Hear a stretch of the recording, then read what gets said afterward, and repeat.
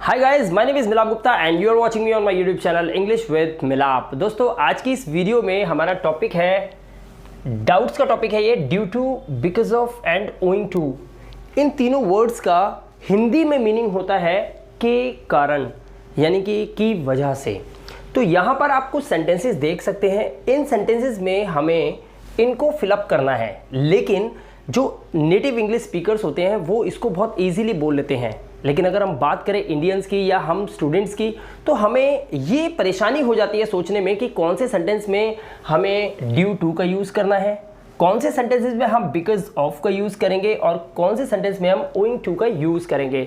तो ये वीडियो आपको बहुत ईजी मेथड से आज आपको समझाएगी कि किस तरह से आपको इन सेंटेंसेस में due to, because of and owing to का यूज़ करना चाहिए, जिसका हिंदी में मीनिंग होता है के कारण। राइट? जैसे पुअर कंडीशन के कारण, यानी कि पुअर कंडीशन, गरीब हालात के कारण I did not buy this car, मैंने ये कार नहीं खरीदी। तो यहाँ पर हम क्या लगाएंगे इन तीनों में से? अगला सेंटेंस देखिए, लूज मोशंस के कारण। राइट? अगर तबीयत खराब हो जाती है, लूज मोशंस होता है, लूज मोशन के कारण क्या हुआ? वह घर पर है, वह घर पर है। किस कारण से है? लूज मोशन के कारण। तो के कारण के लिए इन दोनों सेंटेंसेस में क्या हम सबको लगा सकते हैं या इनमें से किसी एक को लगाएंगे? इस वीडियो का टॉपिक तो यही है। एक और देखिए, the teacher postponed the test. Teacher को टेस्ट लेना था, लेकिन टीचर ने क्या करा? टेस्ट को पोस्टपोन कर दिया। पास्ट इंडेफिनिट टेंस, पोस्टपोन कर दिया। क्यों? ड्यू टू या बिकॉज ऑफ या owing to breakdown of electricity. बत्ती चले जाने के कारण, बत्ती चले जाने के कारण टीचर ने क्या करा? टेस्ट को पोस्टपोन कर दिया। एक और सेंटेंस देखिए, his failure was dash his rude behaviour, यानी कि उसके सख्त व्यवहार के कारण, उसके निर्दयी व्यवहार के कारण, के कारण, उसका जो फेलियर होने का जो कारण था वो क्या था? उसका रूड बिहेवियर, उसका दुर्व्यवहार आप कह सकते हैं या उसका सख्त व्यवहार कह सकते हैं, जिसके कारण क्या था? वो फेल हो गया। उसके फेल होने का कारण था उसका रूड बिहेवियर। अब यहां पर देखिए, माई सक्सेस इज, मेरी कामयाबी है, माई हार्ड वर्क, मेरे कड़ी मेहनत के कारण। तो इसमें से किसको हम यहां पर अप्लाई करेंगे?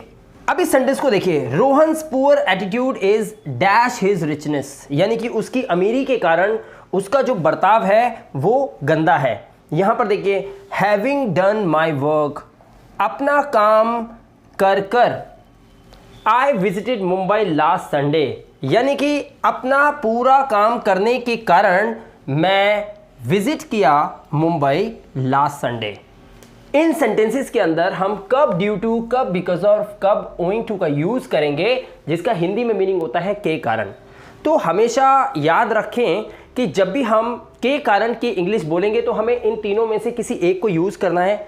लेकिन यहां पर मैं आपको एक एक करके समझाऊंगा। आप देखिए, मान लीजिए ड्यू टू को हम मान लेते हैं ये है हमारा ए, बिकॉज ऑफ को हम बी मान लेते हैं और ओइंग टू को हम सी मान लेते हैं। मैं आपसे कहना चाहता हूं कि बुरे हालात के कारण मैंने कार नहीं खरीदी। अब बुरे हालात पैसों की कमी के कारण या बुरे हालात, पुअर कंडीशन, तो यहां पर मैं आपसे कहूंगा कि हम ए का भी यूज कर सकते हैं, बी का भी यूज कर सकते हैं और सी का भी यूज कर सकते हैं। यानी कि यहां पर आप ड्यू टू पुअर कंडीशन भी बोलेंगे तो चलेगा, बिकॉज ऑफ पुअर कंडीशन बोलेंगे तो भी चलेगा और ओइंग टू पुअर कंडीशन बोलेंगे तो भी ये सेंटेंस करेक्ट हो जाएगा। ऐसे ही सेकंड सेंटेंस देखिए, ही इज एट होम, वह घर पर है, लूज मोशंस के कारण। तो यहां पर क्या हम तीनों लगा सकते हैं? यस, हम ए, बी और सी तीनों का यूज इस सेंटेंस में भी कर सकते हैं। अभी मैं आपको बताऊंगा कि कौन से ऐसे सेंटेंसेस हैं जिसमें हम इनमें से कुछ एक का यूज नहीं कर सकते। The teacher postpone the test, teacher ने टेस्ट को पोस्टपोन कर दिया। किस कारण? Breakdown of electricity. यहां पर भी हम ए का, बी का और सी, यानी कि तीनों का यूज करेंगे तो सेंटेंस बिल्कुल करेक्ट रहेगा। अब इस सेंटेंस को देखिए जरा ध्यान से। अब आपको बड़े ध्यान से समझना है मैं आपको क्या बताने वाला हूं। हिज फेलियर वॉज, यहां पर आप फोकस कीजिए, यहां पे क्या लिखा हुआ है देखिए, वॉज।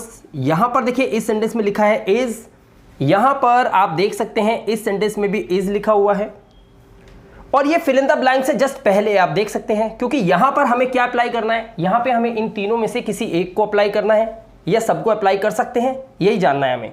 और यहां पर आप देखिए हैविंग यानी कि पार्टिसिपल क्लॉज का यूज किया गया है, तो क्या यहां पर हम तीनों का यूज कर सकते हैं? बस अब यहां पर आपको समझना यह है कि जो वर्ब्स, जैसे आपने देखा होगा हम टू बी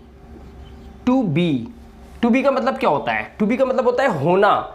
ये बी जो मतलब होता है होना, ये इसी की तो फर्स्ट फॉर्म होती है ना, इज, एम और आर। ये टू बी की ही फॉर्म होती है, इज, एम, आर प्रेजेंट के अंदर। उसके बाद पास्ट में ये क्या हो जाती है?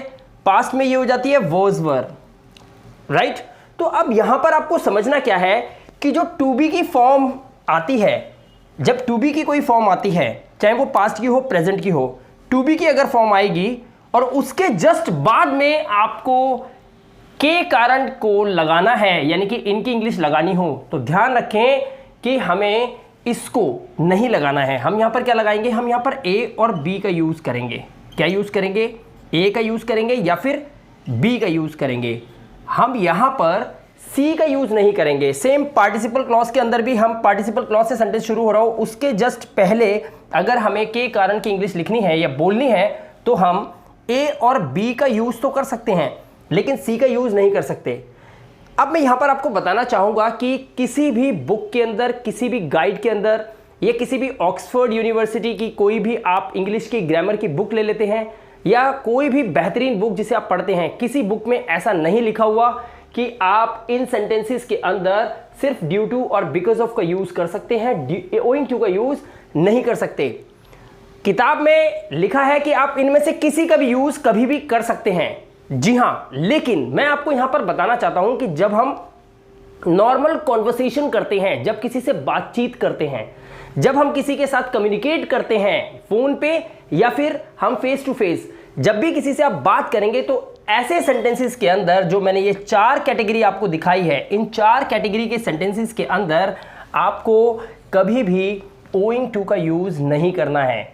वर्ड्स के जस्ट बाद में आप ओइंग टू यूज नहीं कर सकते, आप लगाएंगे ड्यू टू या फिर आप लगाएंगे बिकॉज ऑफ। सेम इज, ये भी टू बी की ही फॉर्म होती है प्रेजेंट की, इसलिए यहां पर भी ए और बी का यूज तो कर सकते हैं, लेकिन सी का यूज आप नहीं करेंगे। सेम यहां पर देखेंगे, यहां पे भी इज लगा हुआ है, तो ए और बी यानी कि ड्यू टू और बिकॉज ऑफ का यूज तो कर सकते हैं, लेकिन यहां पर आप देखें तो यहां पर हमारा पार्टिसिपल क्लॉज लगा हुआ है हैविंग, तो इसलिए भी ए और बी का यूज कर सकते हैं, बट सी का यूज नहीं कर सकते। लेकिन ये फॉर्मूला आपको काम तब आएगा जब आप किसी से बात करोगे, लेकिन जब आप राइटिंग करते हैं या ग्रामर का कोई एग्जाम दे रहे हैं, तो वहां पर आप इन तीनों में से किसी का भी यूज कर सकते हैं, कोई भी गलत नहीं होगा। क्लियर हो गया बिल्कुल? तो कैसे इसको पढ़ेंगे? His failure was due to his rude behaviour या फिर because of his rude behaviour. यहां पर my success is due to my hard work या फिर because of my hard work. Same यहां पर देखिए Rohan's poor attitude due to is, Rohan's poor attitude is due to his richness या फिर because of his richness. Same यहां पर use कर सकते हैं due to having done my work I visited Mumbai last Sunday, या फिर आप इसको ऐसे बोल सकते हैं because of having done my work I visited Mumbai last Sunday. तो आई होप दोस्तों आपको के कारण में ड्यू टू, बिकॉज ऑफ और ओइंग टू का फर्क समझ में आ गया होगा और आपको आइडिया लग गया होगा कि कहां पर हम कम्युनिकेशन करते समय ओइंग टू का यूज नहीं कर सकते। दोस्तों वीडियो कैसा लगा? वीडियो को कमेंट करके जरूर बताइएगा, वीडियो को लाइक और शेयर जरूर कीजिएगा, और चैनल पे पहली बार आए तो सब्सक्राइब जरूर कीजिएगा। मैं फिर लौटूंगा एक और वीडियो के साथ, तब तक के लिए अपना ध्यान रखिए, सुरक्षित रहिए। Thank you very much and have a good day.